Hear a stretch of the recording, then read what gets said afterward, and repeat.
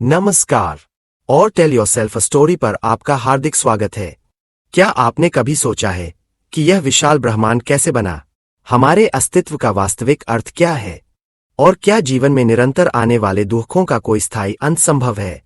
हजारों वर्षों से भारत के मनीषियों और ऋषियों ने इन्हीं प्रश्नों का उत्तर खोजने के लिए अपनी चेतना की गहराइयों में डुबकी लगाई। उन्हीं में से एक थे आदि विद्वान महर्षि कपिल, जिनके द्वारा रचित दर्शन को सांख्य दर्शन के नाम से जाना जाता है, जो भारत की सबसे प्राचीन और सबसे वैज्ञानिक दर्शन धाराओं में से एक है। आज हम आपके लिए उसी गहन ज्ञान का सार 1 घंटे की एक अद्भुत श्रव्य यात्रा के रूप में लेकर आए हैं। इस 1 घंटे में हम सांख्य शास्त्र की कहानी को सुनेंगे। यह कहानी शुरू होती है सृष्टि के आरंभ से, जहां हम जानेंगे कि कैसे केवल 2 मूल तत्वों, पुरुष यानी विशुद्ध चेतना और प्रकृति यानी जड़ पदार्थ, के संयोग से यह संपूर्ण ब्रह्मांड अस्तित्व में आता है। हम उन 25 तत्वों के अद्भुत विकासक्रम को समझेंगे जिनसे हमारा शरीर, हमारा मन और यह संपूर्ण दृश्यमान जगत बना है।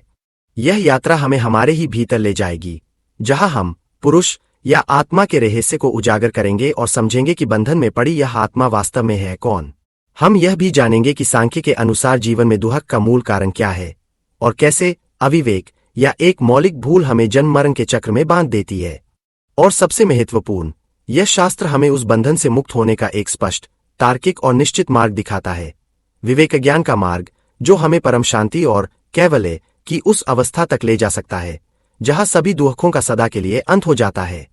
यह एक गहरा और विस्तृत विवेचन है, इसलिए हम आपसे अनुरोध करते हैं कि एक शांत स्थान चुनें, अपने हेडफोन लगाए और अगले 1 घंटे के लिए इस प्राचीन ज्ञान की धारा में डूबने के लिए तैयार हो जाए। तो चलिए, मन को शांत करें और महर्षि कपिल के इस अद्भुत ज्ञान यज्ञ में अपनी चेतना की आहुति दें। प्रस्तुत है सांख्य दर्शन का विस्तृत श्रव्य सारांश, भाग 1, सांख्य की नींव और उसका परिचय। भारत की विशाल और गहन दार्शनिक परंपरा के महासागर में एक ऐसा दर्शन है जिसे मनीषी और विद्वान समय की धारा में सबसे प्राचीन मानते हैं। इस दर्शन की गाथा का आरंभ होता है एक ऐसे महर्षि से जिनका नाम भारतीय मनीषा में अत्यंत आदर से लिया जाता है, महर्षि कपिल। यह शास्त्र बताता है कि महर्षि कपिल कोई साधारण ऋषि नहीं थे। पुराणों के अनुसार वे सतयुग के आरंभ में ही इस धरती पर प्रकट हुए थे, जब समय अपनी शैशवावस्था में था। उन्हें आदि विद्वान अर्थात सबसे पहले ज्ञानी और परम ऋषि यानी सर्वोच्च ऋषि के नामों से भी संबोधित किया गया है। उनकी महत्ता का अनुमान इसी बात से लगाया जा सकता है कि स्वयं भगवान कृष्ण ने भगवद गीता में अपनी विभूतियों का वर्णन करते हुए कहा, सिद्धाना कपिलो मुनि, अर्थात सिद्धों में मैं कपिल मुनि हूं। यह एक वाक्य ही कपिल मुनि के ज्ञान और उनकी स्थिति को दर्शाता है। इस दर्शन को सांख्य के नाम से जाना जाता है और इसकी सबसे बड़ी विशेषता इसकी वैज्ञानिक और तार्किक दृष्टि है। जहां अन्य भारतीय दर्शन जैसे वैशेषिक और न्याय इस सृष्टि की रचना का रहस्य 9 द्रव्यों या मूल तत्वों में खोजते हैं, वहीं महर्षि कपिल की सूक्ष्म दृष्टि इस संपूर्ण ब्रह्मांड को केवल 2 मूल तत्वों का खेल मानती है। यह एक ऐसा सिद्धांत है जो आश्चर्यजनक रूप से आज के नवीनतम वैज्ञानिक सिद्धांतों के बहुत करीब जान पड़ता है। कपिल की दृष्टि ने स्थूल जगत के पीछे छिपे सूक्ष्म सत्य को पहचाना और उसे विश्व के सामने रखा। सांख्य नाम के पीछे भी एक रोचक कहानी है, जिस पर विद्वानों के 2 अलग अलग मत है। कुछ विद्वानों का मानना है कि सांख्य शब्द का सीधा संबंध संख्या या गणना से है। वे कहते हैं कि चूंकि इस दर्शन में सृष्टि के मूल तत्वों, उनके गुणों और उनके आपसी संबंधों की बड़ी बारीकी से गणना करके उनकी संख्या निश्चित की गई है, इसीलिए इसे सांख्य कहा गया। यह एक सरल और सीधा तर्क है, परंतु जो साधक और विद्वान सांख्य सूत्रों की गहराइयों में उतरे हैं, वे इस मत को अधिक महत्व नहीं देते। उनकी दृष्टि में सांख्य का अर्थ कहीं अधिक गहरा है। वे कहते हैं कि सांख्य का सच्चा अर्थ है सम्यक ज्ञान, अर्थात पूर्ण और विवेकपूर्ण ज्ञान। इस दर्शन के अनुसार किसी भी विषय या कारण के गुणों की गहराई से छानबीन करना और उसके बारे में एक विवेक सम्मत, तर्कपूर्ण जानकारी प्राप्त करना ही सांख्य है। यह केवल गिनने का नहीं, बल्कि जानने और समझने का विज्ञान है। समय की लंबी यात्रा में इस महान ग्रंथ की प्रामाणिकता को लेकर भी कुछ मतभेद उभरे हैं। कई विद्वानों का यह मानना है कि आज हमारे सामने जो सांख्य दर्शन उपलब्ध है, वह महर्षि कपिल की मूल रचना नहीं है। उनका कहना है कि कपिल द्वारा रचित मूल ग्रंथ शायद काल के प्रवाह में कहीं लुप्त हो गया और बाद में किसी अन्य विद्वान ने सांख्य के बिखरे हुए सिद्धांतों को दूसरे ग्रंथों से इकट्ठा करके इस ग्रंथ की रचना की। यह विचार इस ग्रंथ की प्राचीनता पर एक प्रश्न चिन्ह लगाता है, परंतु एक दूसरी धारा के विद्वानों ने इस विषय पर गहन शोध किया और सांख्य दर्शन का इतिहास जैसी पुस्तकों में यह सिद्ध करने का प्रयास किया कि यह ग्रंथ वास्तव में मूल ही है। हाँ, वे यह मानते हैं कि मध्यकाल में कुछ अन्य विद्वानों ने अपनी मान्यताओं को सिद्ध करने या अन्य मतों का खंडन करने के लिए इसमें कुछ नए सूत्र जोड़ दिए। इन बाद में जोड़े गए सूत्रों में जैन, बौद्ध और पांचरात्र जैसे मतों का खंडन मिलता है और इन्हीं मिलावटों के कारण पाठकों को ग्रंथ की प्राचीनता पर संदेह होने लगता है। इस तर्क को और भी बल मिलता है जब हमें तत्व समास नामक एक छोटा और अत्यंत प्राचीन ग्रंथ मिलता है जिसे कई विद्वान कपिल की ही मूल रचना मानते हैं। इस तत्व समास के जो मूल सिद्धांत है वे आज के सांख्य दर्शन के विवेचन से पूरी तरह मेल खाते हैं। इससे यह प्रतीत होता है कि भले ही ग्रंथ में कुछ बाहरी तत्व जुड़ गए हों, पर उसका हृदय और उसकी आत्मा आज भी कपिल के मूल ज्ञान को ही प्रतिध्वनित करती है। सांख्य सिद्धांत का दर्जा ज्ञान की दुनिया में बहुत ऊंचा माना गया है। प्राचीन काल से ही विद्वानों के बीच यह कहावत प्रचलित रही है कि न सांख्यस्म ज्ञानन ही योग समबलम, अर्थात सांख्य के समान कोई ज्ञान नहीं है और योग के समान कोई बल नहीं है। वास्तव में महर्षि कपिल ने जिस सूक्ष्म दृष्टि से यह विवेचन किया है कि सृष्टि के निर्माण में प्रकृति का विकास कैसे हुआ और इस विशाल ब्रह्मांडीय नाटक में आत्मा का स्थान क्या है, वह अत्यंत सराहनीय है। यह दर्शन केवल भौतिक जगत का विश्लेषण नहीं करता, बल्कि यह एक मनोवैज्ञानिक दर्शन है। इसके तत्व कोई स्थूल ईंट पत्थर नहीं है, बल्कि वे हमारे बौद्धिक और मानसिक जगत के तत्व है। यह जगत सूक्ष्म है और इसके तत्व भी सूक्ष्म है। इसीलिए इस दर्शन को समझने के लिए बुद्धि की सूक्ष्मता की आवश्यकता होती है। जितनी गहरी बुद्धि होगी, व्यक्ति उतना ही गहरा विचार कर पाएगा। यही कारण है कि सांख्य के तत्वों पर विचारों में थोड़ा बहुत भेद मिलना स्वाभाविक है, पर इसके मूल विचार में कोई भेद नहीं है। एक समय था जब सांख्य दर्शन का अध्ययन और अभ्यास भारत में बहुत व्यापक रूप से होता था, पर दुहक का विषय है कि समय के साथ विद्वान इसके रहस्य को भूल गए। इसकी प्राचीन परंपरा कहीं खो गई और लोगों ने इसे भी न्याय वैशेषिक दर्शनों की तरह ही केवल स्थूल जगत के तत्वों का विश्लेषण करने वाला शास्त्र मान लिया। बुद्ध के बाद भारत में निस्संदेह बहुत ऊंचे दर्जे के विद्वान हुए जिन्होंने दर्शन पर बहुत विचार किया।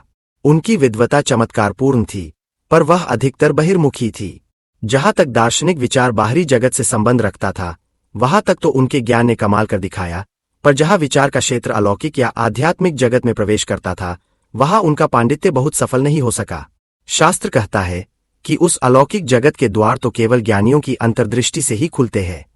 भगवद गीता ने भी सांख्य निष्ठा को अत्यंत महत्व दिया है और उसे निष्काम कर्मयोग का पूरक माना है।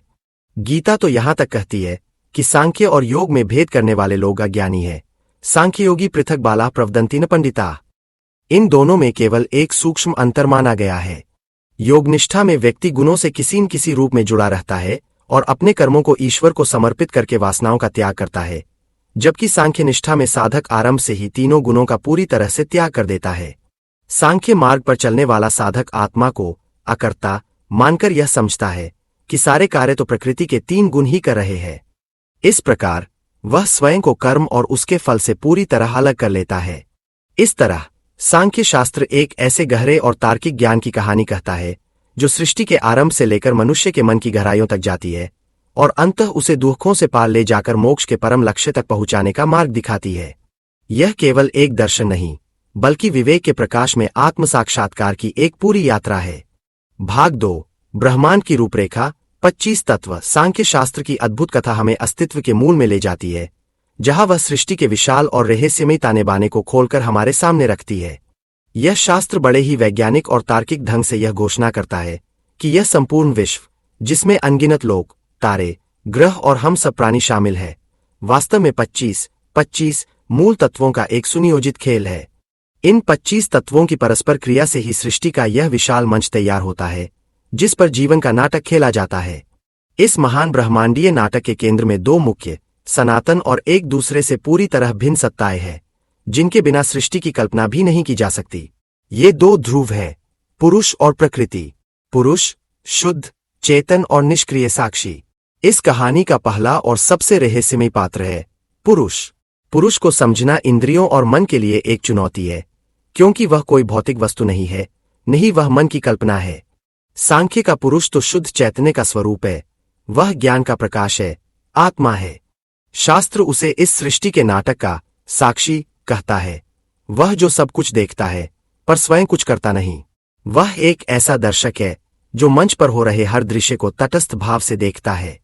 वह अकर्ता है, अर्थात वह किसी भी कर्म का कर्ता नहीं है। उसकी भूमिका केवल उपस्थित रहने की है। उसकी उपस्थिति मात्र ही प्रकृति को क्रिया करने के लिए प्रेरित करती है, ठीक वैसे ही जैसे एक चुंबक अपनी उपस्थिति मात्र से लोहे को गति दे देता है, पर स्वयं कोई क्रिया नहीं करता। पुरुष न तो किसी अन्य तत्व से उत्पन्न होता है और न ही उससे कोई दूसरा तत्व बनता है, इसलिए वह न तो किसी का कार्य है न ही किसी का कारण। वह इस ब्रह्मांड का वह स्थिर, शाश्वत और अपरिवर्तनशील केंद्र है, जिसके चारों ओर प्रकृति का परिवर्तनशील नृत्य अनंत काल से चल रहा है। प्रकृति त्रिगुणात्मिका, जड़ और सक्रिय जनी, कहानी की दूसरी और उतनी ही मौलिक सत्ता है प्रकृति। यदि पुरुष चैतन्य का सूर्य है तो प्रकृति पदार्थ का अंधकारमय गर्भ है। यदि पुरुष निष्क्रिय है तो प्रकृति निरंतर सक्रिय है। यह प्रकृति ही संपूर्ण भौतिक जगत का मूल उपादान कारण है, वह कच्ची मिट्टी जिससे सृष्टि के अनगिनत पात्र गढ़े जाते हैं। जब सृष्टि नहीं होती यानी प्रलय की अवस्था में, तब यह प्रकृति अपने अव्यक्त या अप्रकट रूप में रहती है। उस अवस्था में इसके तीन मौलिक गुण सत्व, रज और तम एक दूसरे के साथ पूर्ण संतुलन या साम्यावस्था में रहते हैं। इस संतुलन की स्थिति में कोई रचना नहीं होती, सब कुछ शांत और अव्यक्त रहता है। यह प्रकृति अनादि है, इसका कोई आरंभ नहीं है, और अनंत है, इसका कोई अंत नहीं।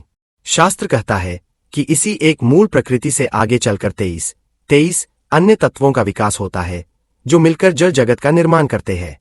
सृष्टि का विकास क्रम एक अद्भुत ब्रह्मांडीय वंशवृक्ष सांख्य की कहानी अब उस सबसे महत्वपूर्ण क्षण पर आती है जब सृष्टि का अंकुरन होता है। पुरुष रूपी साक्षी के सानिध्य में प्रकृति की साम्यावस्था में एक क्षोभ या हलचल उत्पन्न होती है।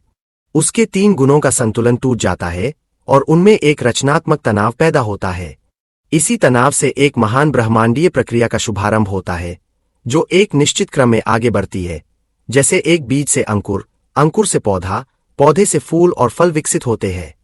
एक महत या बुद्धि, प्रकृति के अव्यक्त महासागर में जो पहली लहर उठती है, जो पहला विकार उत्पन्न होता है, उसका नाम है महत तत्व। इसी को बुद्धि भी कहा जाता है।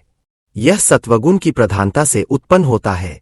यह केवल व्यक्ति की बुद्धि नहीं, बल्कि यह संपूर्ण ब्रह्मांड की समष्टि बुद्धि है। यह वह कॉस्मिक इंटेलिजेंस है जिसका कार्य निश्चय करना और निर्णय लेना है, अध्यवसायो बुद्धि है। यह वह पहला अंकुर है जो प्रकृति रूपी बीज से फूटता है और सृष्टि के ज्ञानमय पक्ष का प्रतिनिधित्व करता है। दो अहंकार, बुद्धि या महत तत्व से जब उसमें रजोगुण की क्रियाशीलता प्रबल होती है, तो अहंकार तत्व की उत्पत्ति होती है। अहंकार का अर्थ घमंड नहीं, बल्कि मैंपन का सिद्धांत है, अभिमानोहंकारा। यह वह तत्व है जो मैं हूं, यह मेरा है का भाव पैदा करता है। यह वेष्टि या इंडिविडुएटों का सिद्धांत है। यहीं से सृष्टि में विविधता और अनेकता का मार्ग खुलता है। यह वह बिंदु है जहां एक से अनेक होने की प्रक्रिया तीव्र हो जाती है और हर जीवात्मा के लिए उसकी अपनी एक अलग दुनिया का निर्माण शुरू होता है। तीन अहंकार से तीन शाखाओं का विकास। अहंकार जो स्वयं बुद्धि से जन्मा है, अब तीन गुणों के प्रभाव में आकर सृष्टि के वृक्ष को तीन प्रमुख शाखाओं में विभाजित कर देता है। यह विभाजन अद्भुत है और सृष्टि की पूरी मनोवैज्ञानिक और भौतिक संरचना को जन्म देता है।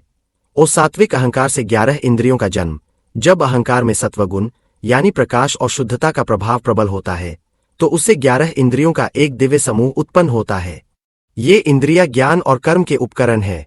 5 ज्ञानेंद्रियां, ज्ञान की इंद्रिया श्रोत्र, सुनने की शक्ति, त्वचा, स्पर्श की शक्ति, नेत्र, देखने की शक्ति, रसना, स्वाद की शक्ति और घ्राण, सूंघने की शक्ति।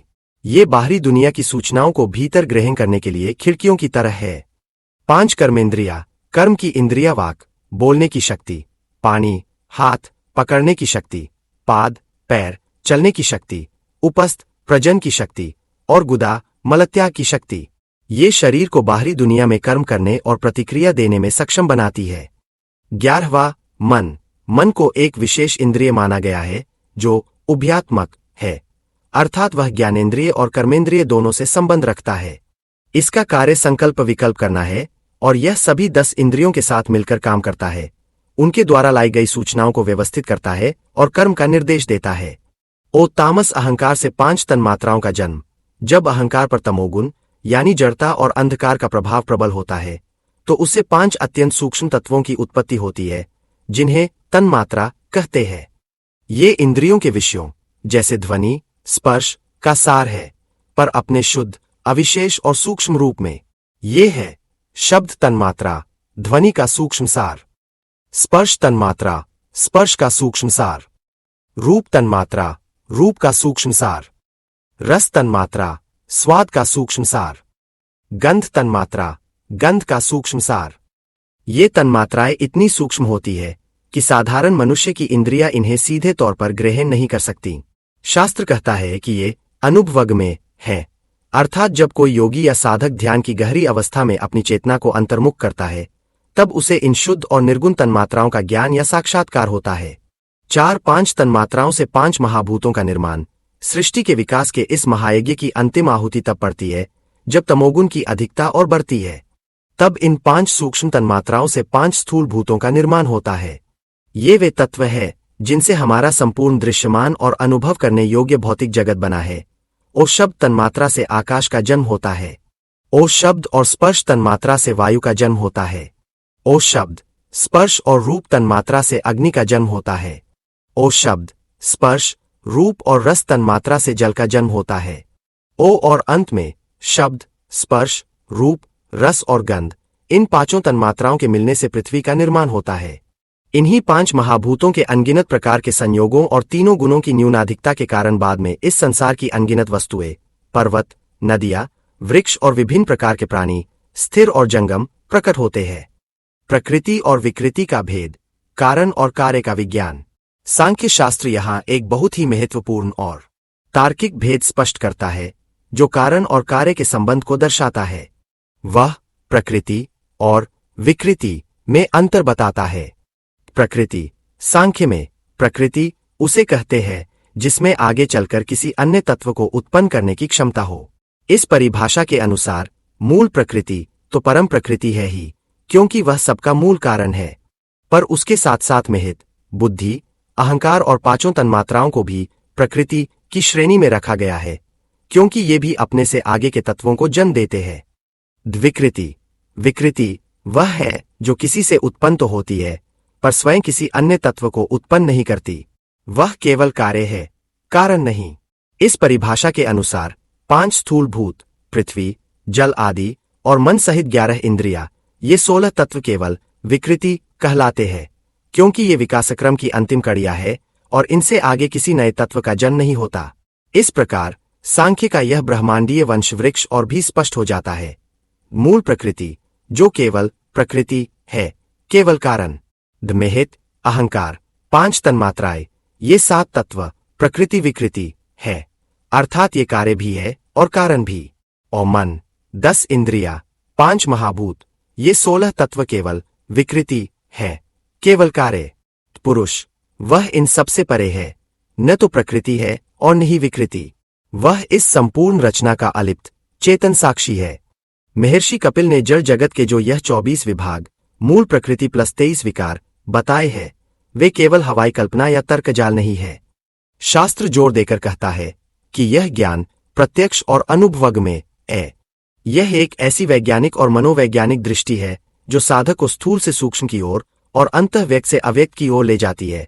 स्थूल भूतों से उनके कारण सूक्ष्म तन्मात्राओं तक, तन्मात्राओं से उनके कारण अहंकार तक, अहंकार से उसके कारण महत्त्व तक, और अंत में अनुमान द्वारा उस एक अव्यक्त मूल प्रकृति तक, जो इस सारे प्रपंच का अनादि और अनंत कारण है। यही सांख्य का 25 तत्वों का वह अद्भुत और गहन ज्ञान है जो सृष्टि के भौतिक और मनोवैज्ञानिक रहस्यों के द्वारों को एक साथ खोलता है। भाग 3, क्षेत्रज्ञ का रहस्य पुरुष। जब सांख्य दर्शन हमें प्रकृति और उसके 23 विकारों की जटिल और अद्भुत रचना प्रक्रिया दिखा देता है, तो एक अनिवार्य प्रश्न उठता है, यह सब किसके लिए? यह प्रकृति का महान प्रपंच, यह सृष्टि का विराट आयोजन, इसका उद्देश्य क्या है? यदि सब कुछ जड़ है, अचेतन है, तो इस पूरी व्यवस्था का अनुभव कौन कर रहा है? यहीं पर सांख्य शास्त्र अपने 25वें और सबसे महत्वपूर्ण तत्व को प्रस्तुत करता है, जिसके बिना यह सारी सृष्टि एक अर्थहीन यांत्रिक प्रक्रिया मात्र रह जाएगी। वह तत्व है पुरुष। पुरुष ही वह क्षेत्रज्ञ है जो प्रकृति रूपी इस क्षेत्र को जानता है। पुरुष को समझना बुद्धि के लिए एक चुनौती है, क्योंकि वह प्रकृति के किसी भी नियम से नहीं बंधा है। वह किसी वस्तु की तरह अनुभव में नहीं आता, पर जब हम इस सृष्टि की रचना और उसके प्रयोजन पर विचार करते हैं तो उसकी सत्ता को स्वीकार किए बिना कोई और मार्ग नहीं बचता। सांख्य दर्शन यहाँ किसी अंधविश्वास या कल्पना का सहारा नहीं लेता, बल्कि वह पुरुष के अस्तित्व को सिद्ध करने के लिए 5 अकाटे और तार्किक प्रमाण प्रस्तुत करता है, जो साधक को तर्क और विवेक की सीढ़ियों से चेतना के शिखर तक ले जाते हैं। यह प्रमाण सांख्य कारिका के एक प्रसिद्ध सूत्र से लिए गए हैं, और शास्त्र उनकी कहानी कुछ इस तरह सुनाता है। पुरुष के अस्तित्व के 5 प्रमाण। चेतन सत्ता की खोज की गाथा। 1. संघात परार्थत्वात्, क्योंकि हर संघात किसी दूसरे के लिए होता है। यह शास्त्र हमें अपने चारों ओर फैले जगत को ध्यान से देखने के लिए प्रेरित करता है। हम पाते हैं कि संसार की लगभग हर उपयोगी वस्तु कई भागों को मिलाकर बनाई गई है। वह एक संघात है। एक सुंदर पलंग लकड़ी, रुई, कपड़े और कीलों से मिलकर बनता है, पर क्या वह अपने लिए बनता है? नहीं, वह किसी सोने वाले व्यक्ति के सुख के लिए बनता है। एक रथ पहियों, धुरी, घोड़ों और लगाम के मेल से बनता है, पर वह स्वयं के लिए नहीं, बल्कि उस पर सवार होने वाले स्वामी के लिए बनता है। अब इस तर्क को अपने शरीर पर लगाइए। हमारा यह शरीर भी हड्डियों, मांस, रक्त, इंद्रियों, मन और बुद्धि का एक अत्यंत जटिल संघात है। यह एक अद्भुत यंत्र है, पर क्या यह यंत्र अपने लिए है? यह स्वयं तो जड़ और अचेतन है। तो इस जटिल संघात का प्रयोजन क्या है?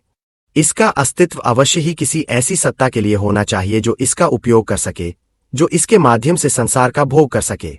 वह अन्य सत्ता जिसके लिए यह सब बना है, वही पुरुष है।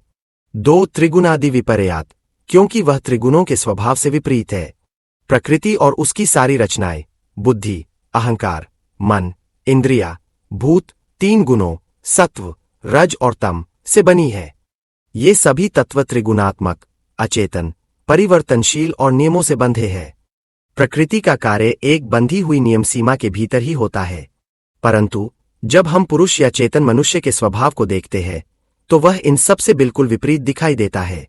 पुरुष त्रिगुणातीत, गुणों से परे है, वह चेतन है, और सबसे महत्वपूर्ण, वह विवेकशील और स्वतंत्र है।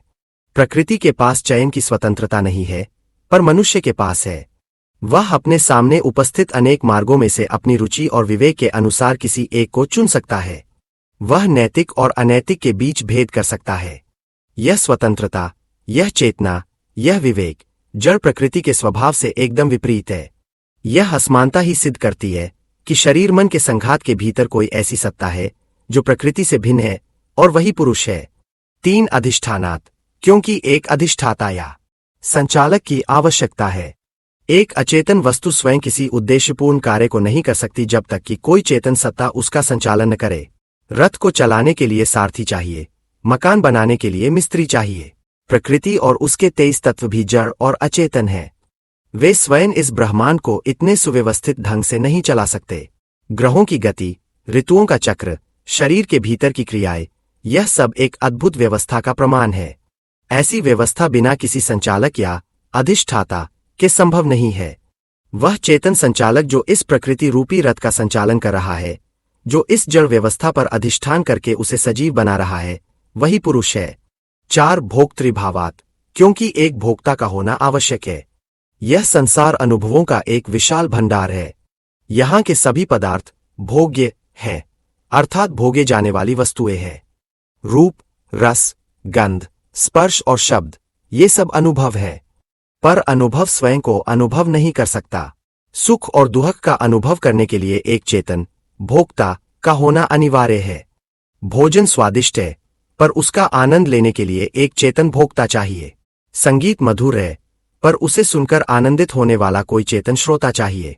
यह संपूर्ण प्रकृति एक भोग्य सामग्री की तरह है, और इसका भोग करने वाला, इसके सुख दुख का अनुभव करने वाला चेतन भोक्ता ही पुरुष है।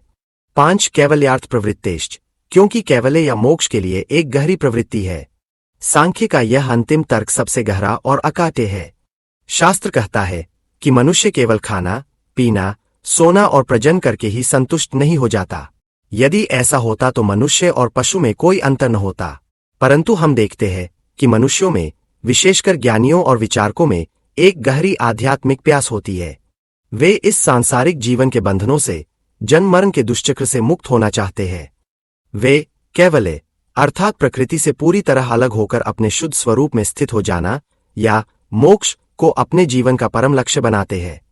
यह मुक्ति की इच्छा, यह बंधन से छूटने का तीव्र प्रयास, यह स्वयं इस बात का सबसे बड़ा प्रमाण है कि हमारे भीतर कोई ऐसी सत्ता है जो स्वयं को इस प्रकृति से भिन्न, श्रेष्ठ और मुक्त मानती है और जो अपने मूल घर वापस लौटना चाहती है। यह आध्यात्मिक अभीप्सा ही पुरुष के अस्तित्व की घोषणा करती है। पुरुष की अनेकता का सिद्धांत, आत्मा एक या अनेक। जब सांख्य दर्शन इन तर्कों से पुरुष के अस्तित्व को सिद्ध कर देता है तो वह एक और क्रांतिकारी सिद्धांत प्रस्तुत करता है जो उसे वेदांत से अलग करता है। वह है पुरुष बहुत्व अर्थात पुरुषों या आत्माओं की अनेकता का सिद्धांत। सांख्य के अनुसार चेतन पुरुष एक नहीं बल्कि अनगिनत है। हर जीव में एक अलग और स्वतंत्र पुरुष निवास करता है। इस सिद्धांत को सिद्ध करने के लिए भी सांख्य बड़े ही व्यावहारिक और अनुभव पर आधारित तर्क देता है। एक जन्म मरण और इंद्रियों की भिन्न भिन्न व्यवस्था। शास्त्र कहता है कि यदि सभी प्राणियों में एक ही आत्मा होती तो सबके अनुभव भी एक साथ और एक जैसे होते। जब एक व्यक्ति का जन्म होता तो सबका जन्म हो जाता। जब एक की मृत्यु होती तो सारा संसार एक साथ नष्ट हो जाता। यदि एक व्यक्ति नेत्रहीन होता तो सभी नेत्रहीन होते। पर हम अपनी आंखों से देखते हैं कि हर व्यक्ति का जन्म और मृत्यु का समय अलग है, उसकी इंद्रियों की क्षमता अलग है, उसका भाग्य अलग है। यह व्यक्तिगत भिन्नता तभी संभव है जब हर शरीर में एक अलग स्वतंत्र आत्मा या पुरुष हो। दो प्रवृत्तियों का एक साथ न होना। यदि आत्मा एक होती तो सबकी इच्छाएं, रुचियां और कार्य एक ही समय पर एक जैसे होते। सब एक साथ हंसते, एक साथ रोते, एक साथ सोते और एक साथ जागते। पर संसार तो विविधताओं से भरा है। किसी को एकांत और मौन में शांति मिलती है तो किसी को उत्सव और कोलाहल में आनंद आता है। कोई कला में रुचि रखता है, कोई विज्ञान में तो कोई व्यापार में। रुचियों और प्रवृत्तियों की यह भिन्नता भी पुरुषों की अनेकता को ही सिद्ध करती है। तीन त्रिगुणों के प्रभाव की भिन्नता। प्रकृति के तीन गुण सत्व, रज, तम सभी में विद्यमान है, पर हर व्यक्ति में उनका अनुपात अलग अलग होता है। इसी कारण कोई व्यक्ति स्वभाव से सात्विक, शांत, ज्ञानी, कोई राजसिक, क्रियाशील, महत्वाकांक्षी और कोई तामसिक, आलसी, अज्ञानी होता है। यदि आत्मा एक होती तो गुणों का प्रभाव भी सब पर एक समान पड़ता और सबका स्वभाव एक जैसा होता। पर व्यक्तित्व की यह विविधता भी अनेक पुरुषों की सत्ता का ही प्रमाण है। इन तर्कों के आधार पर सांख्य यह स्थापित करता है कि पुरुष एक नहीं अनेक है। एक गहन रहस्य, बद्ध पुरुष और ज्ञा पुरुष का भेद। सांख्य की कहानी यहाँ एक और मोड़ लेती है और एक गहरे रहस्य को उजागर करती है। शास्त्र में कुछ व्याख्याकार यह स्पष्ट करते हैं कि पुरुषों की अनेकता का यह सिद्धांत वास्तव में केवल बद्ध पुरुष पर लागू होता है, यानी उन अनगिनत जीवात्माओं पर जो अज्ञान के कारण प्रकृति के बंधन में फंसी हुई है। परंतु जो पुरुष ज्ञान के द्वारा इस बंधन को काट देता है और मुक्त हो जाता है, वह ज्ञाता पुरुष या मुक्त पुरुष कहलाता है। उस मुक्त अवस्था में अनेकता का भेद समाप्त हो जाता है। कुछ विद्वानों का मानना है कि सांख्य के आचार्य ईश्वर कृष्ण का भी यही आशय था, पर बाद के टीकाकारों ने अनेकता के सिद्धांत को मुक्त पुरुष पर भी लागू कर दिया, जिससे भ्रम पैदा हुआ। इस गहन दृष्टि से देखें तो सांख्य का मार्ग उन अनेक बद्ध पुरुषों को ज्ञान के माध्यम से उस एक मुक्त पुरुष की परम अवस्था तक पहुंचाने की यात्रा है। इस प्रकार सांख्य शास्त्र हमें उस चेतन पुरुष का परिचय कराता है जो हमारा वास्तविक स्वरूप है। वह न केवल उसके अस्तित्व को तर्कों से सिद्ध करता है, बल्कि यह भी बताता है कि हम सब अलग अलग चेतन आत्माएं हैं जो प्रकृति के इस संसार में अपने अपने कर्मों का फल भोग रही है, और हम सभी के जीवन का अंतिम लक्ष्य इस भेद के पार जाकर उस एक मुक्त अवस्था को प्राप्त करना है। भाग 4, गुणों का नृति और कार्य कारण का नियम। त्रिगुणों की लीला, प्रकृति के तीन धागे। सांख्य शास्त्र हमें बताता है कि मूल प्रकृति कोई एक रूप या शून्य सत्ता नहीं है, वह तीन मौलिक शक्तियों या गुणों का एक सामंजस्यपूर्ण मिश्रण है। ये गुण ही प्रकृति के वे तीन धागे हैं जिनसे वह सृष्टि का यह सारा वस्त्र बुनती है। इन गुणों के नाम हैं सत्व, रज और तम। ये केवल किसी वस्तु के गुण, क्वालिटीज नहीं है, बल्कि ये स्वयं वस्तु, सब्सटेंस है। ये वे मौलिक शक्तियां हैं जिनसे मिलकर प्रकृति बनी है। प्रलय की अवस्था में ये तीनों गुण एक दूसरे के साथ पूर्ण साम्यावस्था में रहते हैं। कोई किसी पर हावी नहीं होता, इसलिए कोई रचना नहीं होती। पर जैसे ही पुरुष के सानिध्य से यह संतुलन भंग होता है, ये गुण क्रियाशील हो जाते हैं और सृष्टि का निर्माण शुरू कर देते हैं। इन तीनों गुणों का स्वभाव एक दूसरे से पूरी तरह विपरीत है और यही सृष्टि की विविधता का कारण है। सत्वगुण यह प्रकाश, ज्ञान, सुख, शांति और पवित्रता का प्रतीक है। इसका स्वभाव हल्का और निर्मल है। जब जीवन में सत्वगुण की वृद्धि होती है तो व्यक्ति को प्रसन्नता, संतोष, क्षमा और ज्ञान का अनुभव होता है। यह ऊपर की ओर ले जाने वाली शक्ति है। रजोगुण यह क्रिया, गति, कामना, आसक्ति और दुहक का प्रतीक है। इसका स्वभाव चंचल और प्रेरक है। यह निरंतर कर्म में प्रवृत्त करता है। जब रजोगुण प्रबल होता है तो व्यक्ति में तृष्णा, ईर्ष्या, शोक और बेचैनी जैसे भाव उत्पन्न होते हैं। यह संसार के चक्र में घुमाने वाली शक्ति है। तमोगुण यह अंधकार, जड़ता, अज्ञान, मोह और विषाद का प्रतीक है। इसका स्वभाव भारी और अवरोधक है। यह ज्ञान और क्रिया को ढक देता है। जब तमोगुण प्रबल होता है तो व्यक्ति में निद्रा, आलस्य, प्रमाद और मोह की वृद्धि होती है। यह नीचे की ओर ले जाने वाली पतन की शक्ति है। गुणों का अद्भुत सहयोग। दीपक का उदाहरण। यहां एक प्रश्न उठता है कि यदि ये तीनों गुण एक दूसरे के इतने विरोधी है तो ये मिलकर किसी एक कार्य को कैसे सिद्ध करते हैं। इसके उत्तर में सांख्य शास्त्र एक बहुत ही सुंदर उदाहरण देता है। दीपक का उदाहरण। शास्त्र कहता है, एक दीपक को देखो, उसे जलाने के लिए 3 वस्तुओं की आवश्यकता होती है, तेल, बत्ती और अग्नि। इन तीनों का स्वभाव एक दूसरे से कितना भिन्न बल्कि विरोधी है। अग्नि, तेल और बत्ती दोनों को जलाकर नष्ट कर देती है। फिर भी जब ये तीनों एक साथ मिलते हैं तो इनके संयोग से एक अद्भुत कार्य सिद्ध होता है, प्रकाश की उत्पत्ति होती है। यदि इनमें से एक भी न हो तो प्रकाश कभी उत्पन्न नहीं हो सकता। ठीक इसी प्रकार सत्व, रज और तम, ये तीनों गुण स्वभाव से विरोधी होते हुए भी एक दूसरे का आश्रय लेकर एक दूसरे के साथ मिलकर सृष्टि के निर्माण और संचालन के महान कार्य को निरंतर सिद्ध करते रहते हैं। इन गुणों की क्रिया 2 प्रकार से होती है। एक है अभिभववृत्ति, अर्थात एक गुण दूसरे 2 गुणों को दबाकर स्वयं प्रबल हो जाता है। जब सत्व प्रबल होता है तो रज और तम दब जाते हैं और सुख प्रकाश का अनुभव होता है। जब रज प्रबल होता है तो सत्व और तम दब जाते हैं और दुख क्रिया का अनुभव होता है। पर इनकी क्रिया का दूसरा और गहरा नियम है आश्रय वृत्ति, जिसका अर्थ है कि कोई भी गुण अकेला कभी कोई कार्य नहीं कर सकता जब तक उसे शेष दोनों गुणों की सहायता या आश्रय प्राप्त न हो। इसका तात्पर्य यह है कि जब तक यह जगत है, उसके प्रत्येक पदार्थ, प्रत्येक विचार और प्रत्येक जीवात्मा में ये तीनों गुण किसी न किसी अनुपात में अवश्य पाए जाएंगे।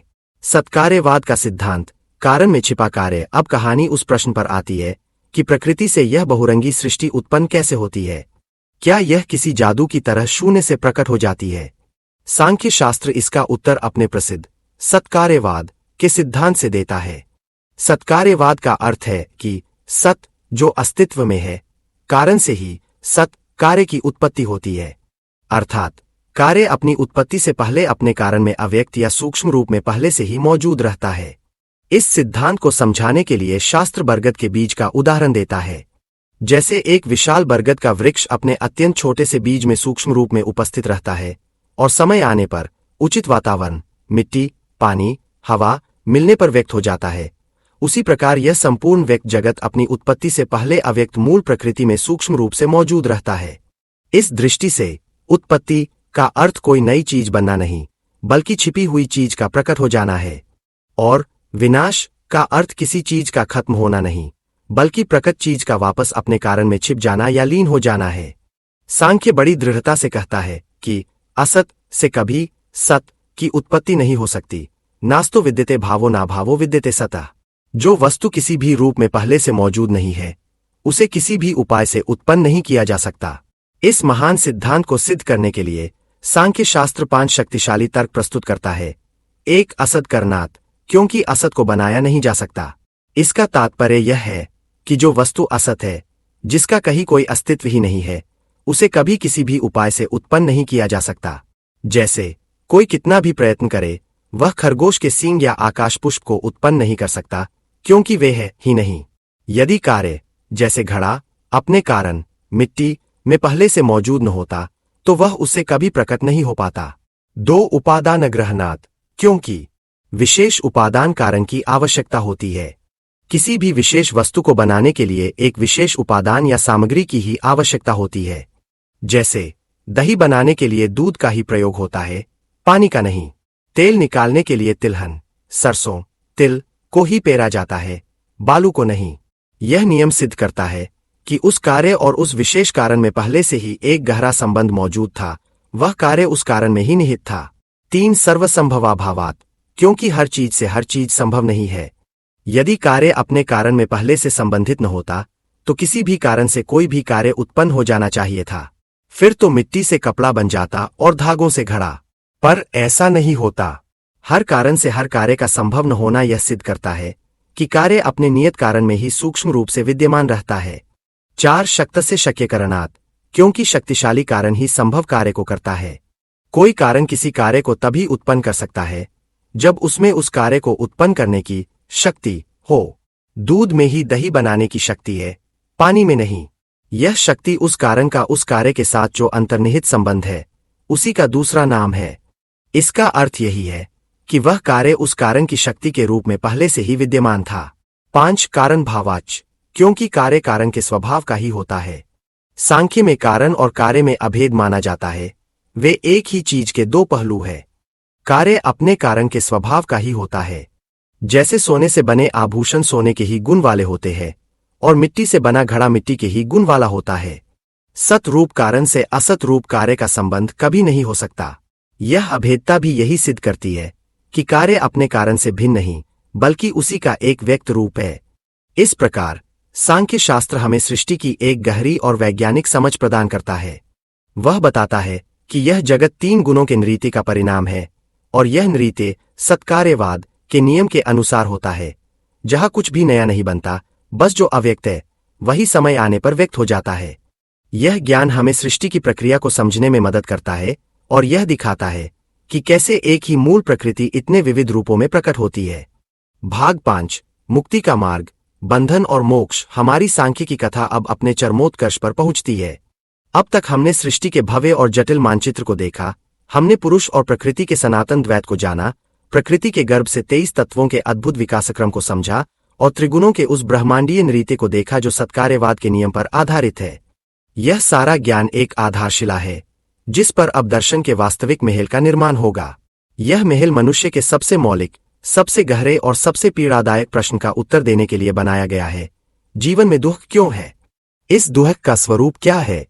और क्या इस दुख के चक्रव्यूह से बाहर निकलने का कोई निश्चित और स्थायी मार्ग है? सांख्य दर्शन की कहानी का यह 5वां और सबसे महत्वपूर्ण अध्याय इसी बंधन और मुक्ति के रहस्य से पर्दा उठाता है। दुख, खतरे और परम पुरुषार्थ की घोषणा। सांख्य शास्त्र का आरंभ ही एक क्रांतिकारी उद्घोषणा से होता है। इसका पहला सूत्र कहता है, अत्रिविध दुःखात्यंत निवृत्तिरत्यंत पुरुषार्थ। इसका अर्थ है कि अब तीनों प्रकार के दुखों की अत्यंत निवृत्ति अर्थात उनका समूल नाश ही जीवन का परम पुरुषार्थ, सर्वोच्च लक्ष्य है। यह सूत्र दर्शन की पूरी दिशा तय कर देता है। सांख्य कहता है कि जीवन का लक्ष्य केवल सुख पाना नहीं, बल्कि दुखों का पूरी तरह से अंत करना है। यह 3 प्रकार के दुख कौन से हैं? 1. आध्यात्मिक दुख। यह दुख स्वयं हमारे शरीर और मन से उत्पन्न होता है। शारीरिक दुख जैसे रोग, ज्वर, पीड़ा और मानसिक दुख जैसे क्रोध, ईर्ष्या, भय, शोक, चिंता, ये सब आध्यात्मिक दुख है। 2. आधि भौतिक दुख। यह दुख हमें अन्य प्राणियों या भौतिक वस्तुओं से प्राप्त होता है, जैसे सांप या बिच्छू का काटना, किसी हिंसक पशु का आक्रमण, किसी शत्रु द्वारा किया गया अपमान या हानि। 3. आधि दैविक दुख। यह दुख उन शक्तियों से मिलता है जो हमारे नियंत्रण से परे है, जिन्हें हम प्राकृतिक या दैवीय आपदाएं कहते हैं, जैसे बाढ़, भूकंप, सूखा, बिजली गिरना, अतिवृष्टि। साधारण मनुष्य सांसारिक उपायों जैसे धन संपत्ति, पद, प्रतिष्ठा से इन दुखों का निवारण करना चाहता है। लोगों को लगता है कि धन से सभी अभावों की पूर्ति हो सकती है। शास्त्र इस बात को स्वीकार करता है कि सांसारिक साधन तात्कालिक राहत दे सकते हैं, पर वे अत्यंत निवृत्ति नहीं दे सकते, क्योंकि एक दुख के समाप्त होने पर भी अन्य दुखों का सिलसिला लगा ही रहता है। निवृत्ते पिनुवृत्ति दर्शनात्। ये साधन स्वयं भी नश्वर है। आज का लखपति कल का भिखारी बन सकता है। इसलिए सांख्य कहता है कि दुखों का स्थायी समाधान सांसारिक उपायों में नहीं, बल्कि विवेक ज्ञान में खोजना होगा। बंधन की कथा, मैं और मेरे की एक मौलिक भूल। तो जीव इस दुहक के जाल में फंसता क्यों है? सांख्य के अनुसार जीव का बंधन कोई लोहे की जंजीर नहीं है जो किसी बाहरी शक्ति ने उस पर डाल दी हो। यह एक आंतरिक, मनोवैज्ञानिक और गहरी भ्रांति है। यह बंधन अविवेक या अज्ञान के एक अत्यंत सूक्ष्म धागे से बंधा है। कहानी कुछ इस प्रकार है। पुरुष, जो अपने स्वभाव से शुद्ध, चेतन, निर्विकार, अकर्ता और साक्षी मात्र है, जब प्रकृति के संपर्क में आता है तो मानो सम्मोहित हो जाता है। वह अपने वास्तविक स्वरूप को भूलकर प्रकृति से बने इस शरीर, मन, बुद्धि और अहंकार के साथ इतना एकाकार हो जाता है कि वह उन्हीं को मैं और उनसे संबंधित वस्तुओं को मेरा समझने लगता है। जब मनुष्य कहता है, मैं सुखी हूं, मैं दुखी हूं, मैं मोटा हूं, मैं बीमार हो गया हूं, तो वास्तव में यह सुख, दुख, मोटापा और बीमारी शरीर और मन के धर्म है, जो प्रकृति के त्रिगुणात्मक विकार है। पुरुष तो इन सबसे परे है, पर अज्ञान के कारण चेतन आत्मा इन जड़ विकारों को अपने ऊपर आरोपित कर लेता है और स्वयं को इनका कर्ता भोक्ता मान लेता है। यही अध्यास या आरोप जीव के बंधन का मूल कारण है। यह एक ऐसी मौलिक भूल है जो उसे जन्म जन्मांतर तक संसार के चक्र में घुमाती रहती है। इस भ्रांति की जटिलता को समझाने के लिए शास्त्र हमारे व्यवहारिक जीवन से बड़े ही मार्मिक उदाहरण देता है। कल्पना कीजिए कि एक अत्यंत धनी सेठ का एक बहुत ही शरारती नौकर है। एक दिन वह नौकर बाजार में किसी से झगड़ा कर बैठता है और सिपाही उसे पकड़कर हवालात में बंद कर देते हैं। अपमान और कष्ट वास्तव में नौकर को हो रहा है, पर सेठ जी इसे अपना ही अपमान समझ लेते हैं। वे क्रोध और चिंता से भर जाते हैं और उसे छुड़ाने के लिए अधिकारियों के पास दौड़ पड़ते हैं। दूसरा उदाहरण देखिए। किसी देवदत्त का पुत्र परीक्षा में स्वर्ण पदक जीतता है। सम्मान और प्रसन्नता पुत्र को मिली, पर उसके इस सम्मान से पिता देवदत्त भी स्वयं को सम्मानित और गौरवान्वित महसूस करते हैं और आनंद से फूले नहीं समाते। शास्त्र कहता है कि प्रकृति और पुरुष का संबंध भी ठीक ऐसा ही है। प्रकृति, शरीर, मन, बुद्धि के कर्मों और उनके फलों को पुरुष अज्ञानवश अपना समझ लेता है। प्रकृति के दुहक से स्वयं को दुखी और उसके सुख से स्वयं को सुखी मानने लगता है। यही संसार का प्रपंच है, यही दुहक का मूल कारण है। इस भ्रमयुक्त आरोप से जब तक पुरुष मुक्त नहीं होता, तब तक उसके दुहकों का अंत नहीं हो सकता। इसी आरोप का अंत हो जाना ही विवेक ख्याति है। मुक्ति का राजमार्ग, ज्ञान की तलवार। जब बंधन का कारण अज्ञान या अविवेक है, तो मुक्ति का एकमात्र उपाय ज्ञान या विवेक ही हो सकता है।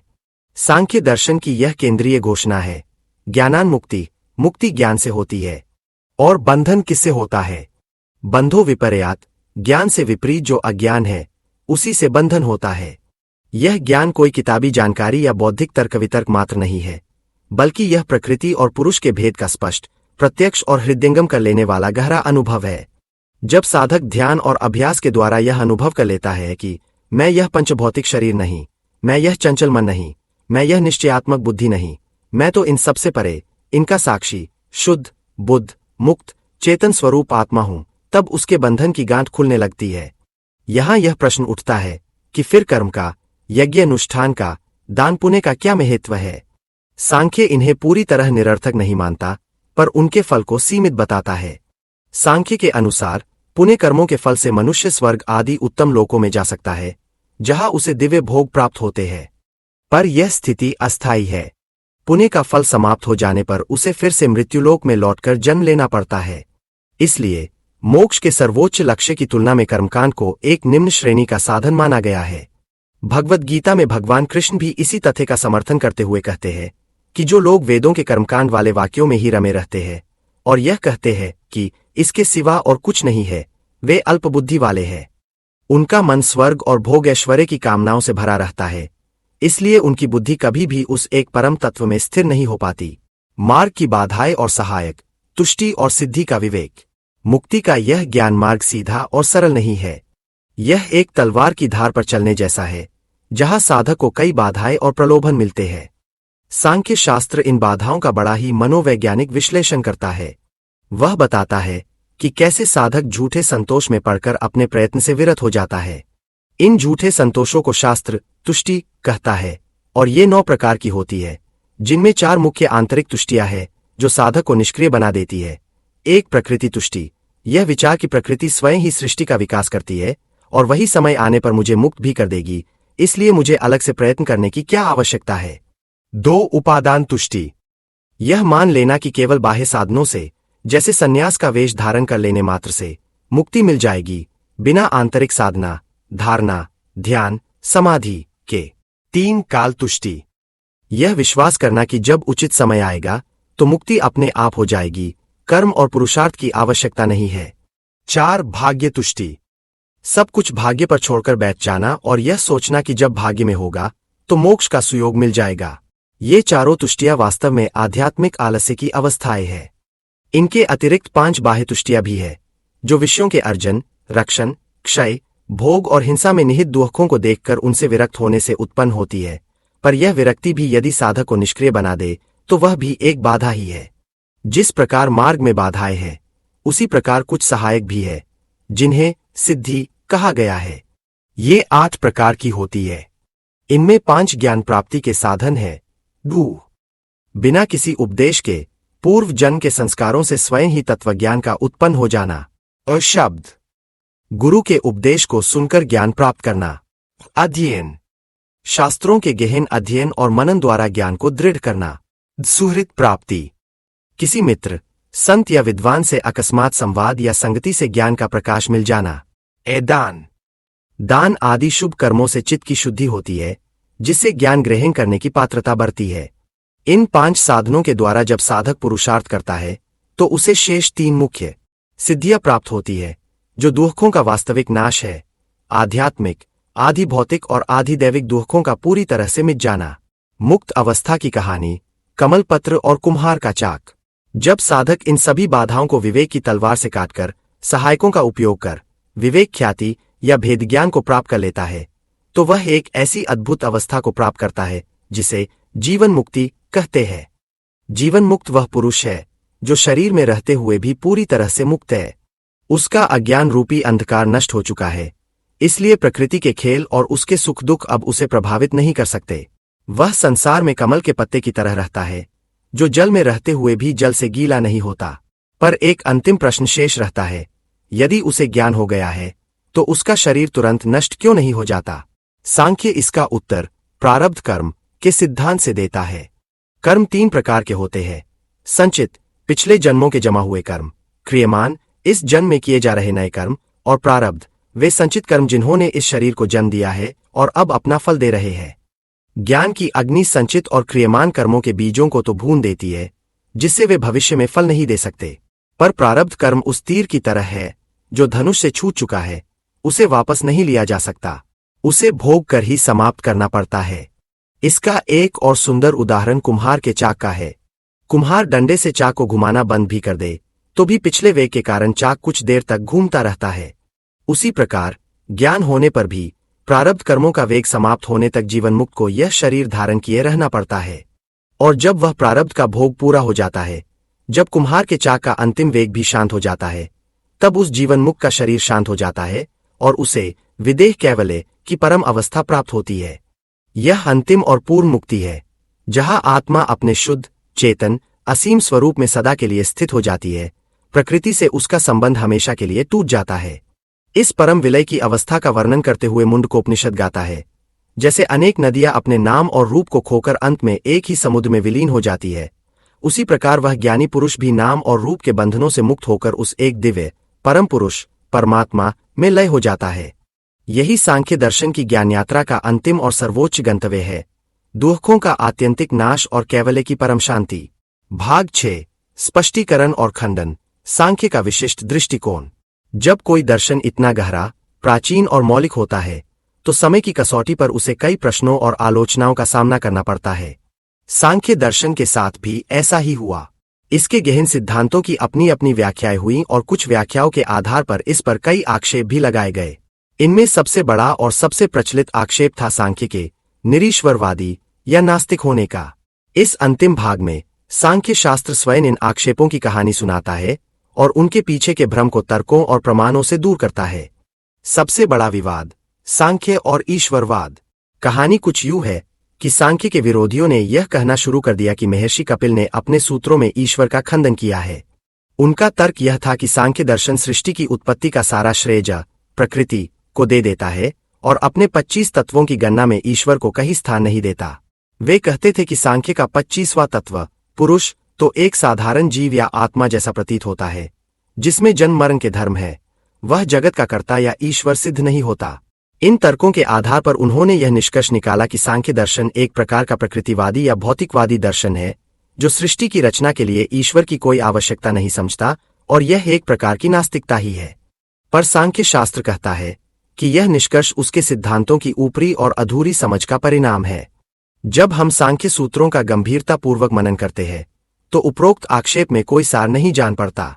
सांख्य का ईश्वर के विषय में अपना एक विशिष्ट और अत्यंत सूक्ष्म दृष्टिकोण है, जो उसे अन्य दर्शनों से अलग करता है। सांख्य का ईश्वर उपादान कारण नहीं, निमित्त कारण।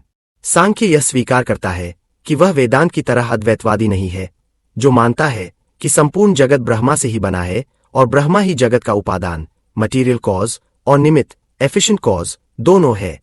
सांख्य ईश्वर को जगत का उपादान कारण स्वीकार नहीं करता। वह यह नहीं मानता कि हमारे पैरों के नीचे पड़ा पत्थर का कंकड़ भी ब्रह्मा है, परंतु ईश्वर को उपादान कारण न मानना उसे पूरी तरह नकार देना नहीं है।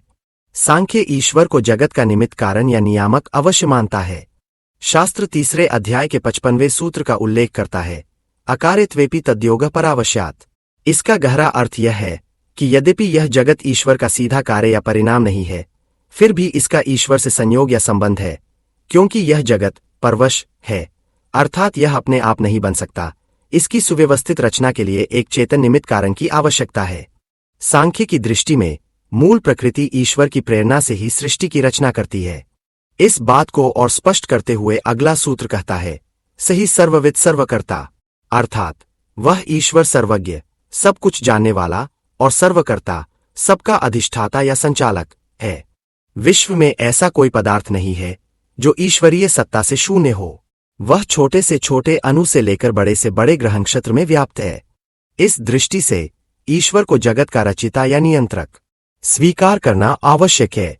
और अंत में शास्त्र पूरी दृढ़ता से घोषणा करता है, ईदृशेश्वर सिद्धि सिद्धा, अर्थात इस प्रकार के नियामक रूप ईश्वर की सिद्धि इस दर्शन में दृढ़ता से की गई है।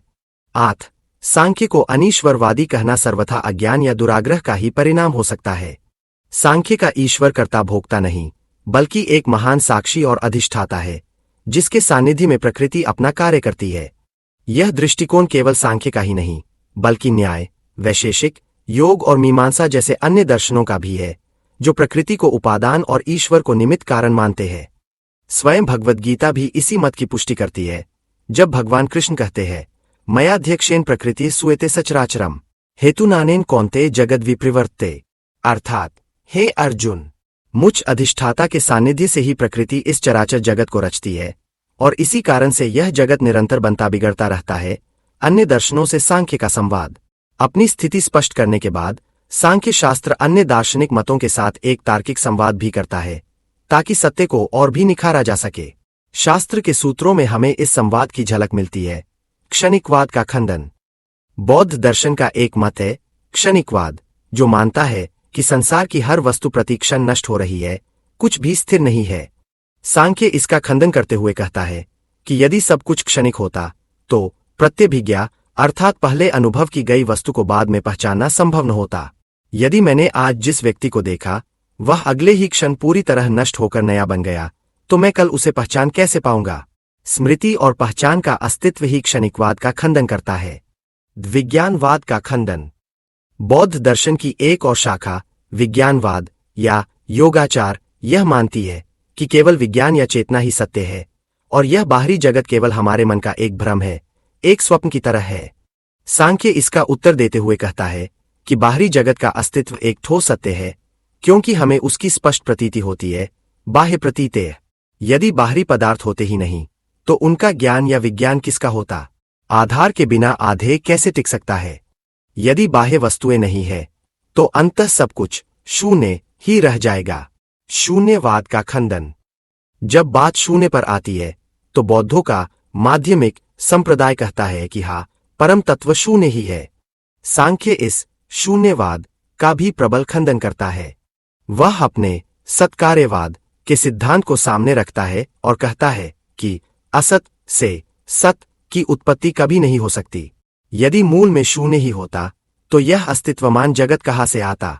यह प्रत्यक्ष दिखाई देने वाला जगत ही इस बात का प्रमाण है कि इसका कारण कोई भाव पदार्थ अस्तित्वमान वस्तु है, अभाव या शून्य नहीं। वैशेषिक न्याय के पदार्थ नियम का खंडन। वैशेषिक दर्शन 6 पदार्थ, द्रव्य, गुण, कर्म, सामान्य, विशेष, समवाय और न्याय दर्शन 16 पदार्थ मानता है। सांख्य कहता है कि पदार्थों की कोई ऐसी नियत संख्या मानना आवश्यक नहीं है। वह अपने 25 तत्वों के माध्यम से एक ऐसी व्यापक व्यवस्था प्रस्तुत करता है जिसमें संपूर्ण ब्रह्मांड के सभी भौतिक और मानसिक तत्व समाहित हो जाते हैं। वह इन दर्शनों के कई सिद्धांतों जैसे परमाणु की नित्यता या परिमाण के 4 प्रकार का भी तार्किक रूप से खंडन करता है। उपसंहार, सांख्य की ज्ञानगाथा का सार। इस प्रकार सांख्य शास्त्र की यह लंबी और गहन कथा अपने अंतिम पड़ाव पर पहुंचती है। यह कहानी महर्षि कपिल के उस प्रश्न से शुरू हुई थी कि दुखों का अंत कैसे हो। इस प्रश्न का उत्तर खोजते हुए यह दर्शन हमें सृष्टि की उत्पत्ति की वैज्ञानिक प्रक्रिया दिखाता है, प्रकृति के 3 गुणों के रहस्य को खोलता है, पुरुष और प्रकृति के द्वैत को स्पष्ट करता है और बंधन के कारण अविवेक और मुक्ति के साधन विवेक को उजागर करता है। यह शास्त्र केवल एक सूखा बौद्धिक विश्लेषण नहीं है, यह एक मनोवैज्ञानिक और आध्यात्मिक रोडमैप है। यह हमें बताता है कि ईश्वर है, पर उसका स्वरूप वैसा नहीं जैसा साधारणतया माना जाता है। वह नियामक है, उपादान नहीं।